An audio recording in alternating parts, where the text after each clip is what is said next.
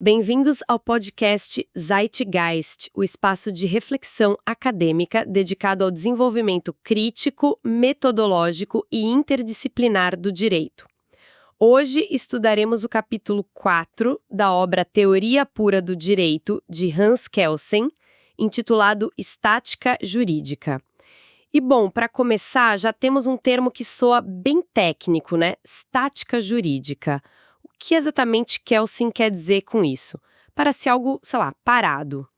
É uma ótima pergunta para a gente situar a nossa análise. Kelsen divide a teoria dele em duas partes, a estática e a dinâmica. A estática jurídica, que é o nosso foco hoje, analisa o direito como um sistema de normas que já está ali, estabelecido. Como se fosse uma fotografia. Exato, uma fotografia da ordem jurídica num dado momento. O foco está na estrutura. O que são as normas, como elas se relacionam, quais são seus elementos. Já a dinâmica jurídica, que a gente não vai abordar hoje, estuda o direito em movimento, sabe? O processo de criar e aplicar as leis. Entendi. Então hoje a gente vai meio que dissecar os componentes dessa fotografia do direito segundo Kelsen. E, pelo que eu vi, o ponto de partida é um conceito bem central para ele, a sanção. Exatamente. É aí que a teoria dele começa a desafiar o nosso senso comum. Então vamos desempacotar isso. Para Kelsen, por que a sanção é tão fundamental? O direito não é também sobre direitos, sobre permissões? Essa é a objeção natural. Mas para Kelsen, a característica que realmente distingue o direito de outras ordens, tipo a moral ou a religião, é o seu caráter coercitivo. A coerção. Isso. O direito é uma ordem social que busca regular a conduta humana usando, no fim das contas, atos de coação. E esses atos de coação são as sanções. Certo. Tem alguns pontos-chave aqui. Primeiro, a sanção é uma consequência. A norma jurídica, na sua forma mais pura, não diz «não matarás». Ela diz «se alguém matar, uma sanção deve ser aplicada». A sanção é o que a ordem estabelece para uma certa conduta. Entendi. A norma fala com o juiz, não com o cidadão. E, na essência, sim. E outro ponto é o monopólio da coação. Nas ordens jurídicas modernas, só a comunidade jurídica, o Estado, pode usar a força de forma legítima. Isso é fundamental. Para buscar a paz, a segurança coletiva. Exato. A paz, para Kelsen, é um conceito bem concreto. É a ausência do uso da força física entre as pessoas. O direito pacifica quando ele tira dos indivíduos o poder de usar a força e centraliza isso. Tá, mas aqui tem algo que me chamou a atenção.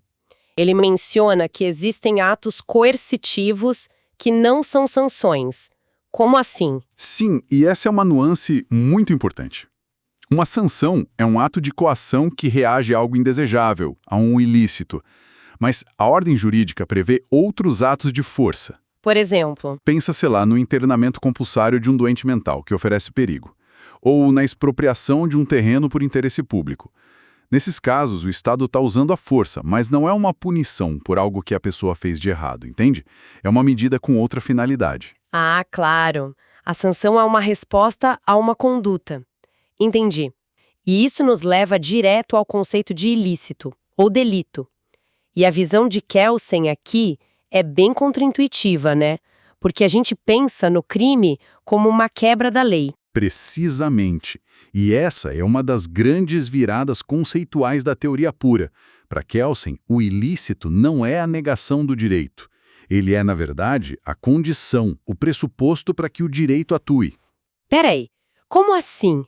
O ilícito dá vida para o direito? É exatamente essa a lógica. Pensa bem, o direito só entra em cena com a sua força, com a sanção, depois que o ilícito ocorre. Uhum. Então, o ilícito não está fora do direito, violando o sistema.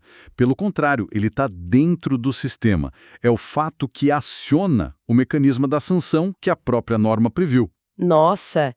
Então, em vez de ver o criminoso como alguém que quebrou a lei...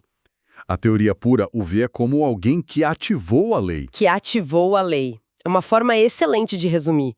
O ilícito é o fato que condiciona a consequência jurídica, que é a sanção. Exato. E isso leva a outra conclusão radical. Uma conduta não é ilícita porque é má ou imoral. Ela é ilícita porque a ordem jurídica a transformou no pressuposto de uma sanção. Ponto. Certo. Se o ilícito ativa a sanção, onde fica o nosso dever de não cometer o ilícito?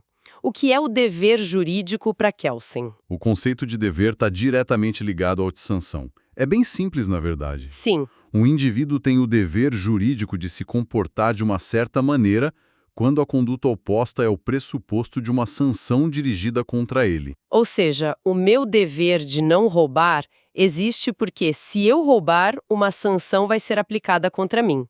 O dever é só o espelho da sanção. Exatamente isso. E ele também distingue dever de responsabilidade. O dever é de quem pode cometer o ilícito. A responsabilidade é de quem vai sofrer a sanção. Que geralmente é a mesma pessoa. Geralmente. Mas a ordem jurídica pode prever uma responsabilidade coletiva, por exemplo, onde a sanção recai sobre um grupo pelo ilícito de um dos membros. Faz sentido. E o famoso direito subjetivo? Aquela ideia de que eu tenho um direito. Como isso se encaixa nessa estrutura toda de dever e sanção? Kelsen desconstrói essa ideia também. Para ele, o direito subjetivo não é algo que existe antes ou separado da ordem jurídica do direito objetivo. Certo. Num sentido mais simples, o direito de alguém é só o reflexo do dever de outra pessoa. O meu direito de receber um pagamento é o dever do outro de me pagar. Ok, um é o espelho do outro, mas ainda parece que falta alguma coisa. Falta? Porque aí vem o sentido técnico, que é o mais importante para Kelsen. O direito subjetivo é um poder jurídico. Um poder. Sim, é o poder que a ordem jurídica dá a um indivíduo de colocar em movimento todo o aparato coercitivo do Estado para fazer valer o cumprimento de um dever. O exemplo clássico é o poder de entrar com uma ação na justiça. Ah, ou seja, ter um direito não é ter uma posse abstrata, mas ter a chave para ligar a máquina da justiça quando um dever é violado. Perfeito. É exatamente isso. Você tem o poder de acionar o sistema. Isso nos leva a uma última grande desconstrução, a ideia de pessoa. A gente se vê como pessoas físicas e empresas como pessoas jurídicas. Kelsen também tem uma visão bem particular sobre isso, né? Sim, e é uma visão radicalmente funcional. Para ele, a pessoa no direito não é o ser humano de carne e osso ou a empresa. A pessoa é uma construção, uma personificação. Uma construção, como assim? A pessoa, seja física ou jurídica, é simplesmente um ponto de convergência, um centro para o qual se imputam um conjunto de deveres e direitos. Um centro de imputação. Exato. A pessoa é a unidade de um feixe de normas. Falar da pessoa da Maria é só uma forma mais curta de se referir a todos os deveres e direitos que a lei atribui à conduta da Maria. Então, para o direito, nós não somos nós mesmos, mas um conceito, um ponto no mapa das normas. É uma forma de organizar a complexidade, sabe? A pessoa é um conceito auxiliar do pensamento jurídico, uma ferramenta. E essa visão meio que esvazia a diferença essencial entre pessoa física e jurídica. Porque as duas são só construções, centros de imputação. Exatamente. A diferença é apenas a que a própria ordem jurídica estabelece, no conteúdo dos deveres e direitos de cada uma. E incrível. Então, para a gente recapitular essa estática jurídica de Kelsen, o direito é uma ordem coercitiva e a peça central é a sanção. O ilícito não quebra o direito, mas, na verdade, o ativa.